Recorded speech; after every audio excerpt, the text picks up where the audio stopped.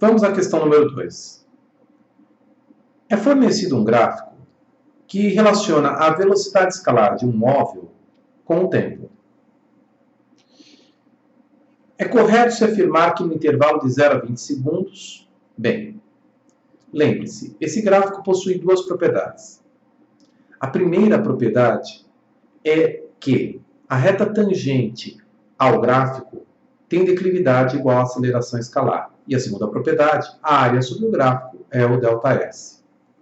Observe que de 0 a 5 segundos, a reta que tangencia o gráfico é paralela aos tempos, ou seja, não há declividade, o que significa que a aceleração escalar naquele trecho é nula. Ou seja, o movimento é uniforme. De fato, de 0 a 25 segundos, a velocidade escalar é constante. Já no intervalo de 5 a 10 segundos, a velocidade escalar varia linearmente com o tempo, o que significa que trata-se de um move. Observe que a velocidade escalar permanece positiva, ainda que variando. O movimento é progressivo, ou seja, a partícula continua caminhando no sentido positivo da trajetória, da posição menor para a posição maior. O movimento é progressivo. No entanto, veja que o módulo da velocidade escalar diminui com o passar do tempo, ou seja, a declividade da reta tangente ao gráfico é negativa. Velocidade positiva, reta tangente ao gráfico com declividade negativa, aceleração escalar negativa, ora, nesse trecho nós temos um movimento retardado. Então, de 5 a 10 segundos, o movimento é uniformemente variado, progressivo, velocidade escalar positiva, e retardado, já que o sinal de V, velocidade escalar, e aceleração escalar são opostos. Já de 10 a 15 segundos, observamos claramente que a velocidade escalar tornou-se zero, ou seja, a partícula parou.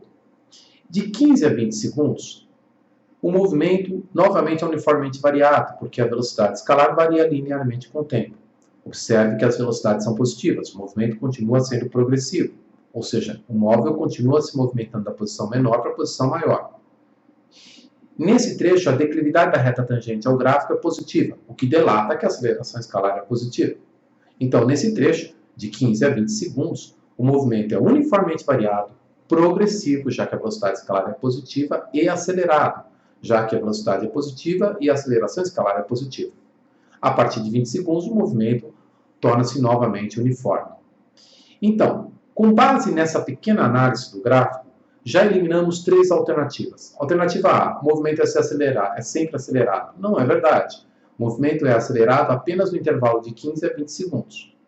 O movimento é sempre retardado. Não é verdade. O movimento é retardado apenas de 5 a 10 segundos. E, finalmente, a alternativa E, a variação do espaço é nula.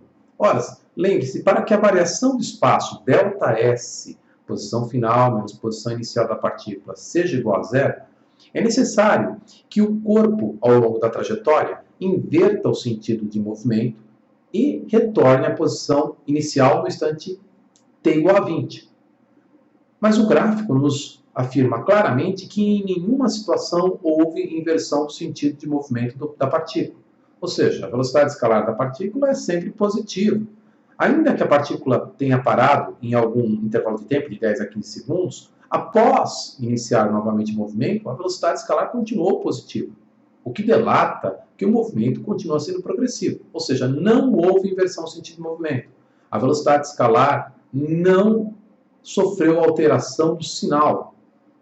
Ela é sempre positiva, ainda que variando. Portanto, é inviável que o corpo tenha retornado à posição inicial.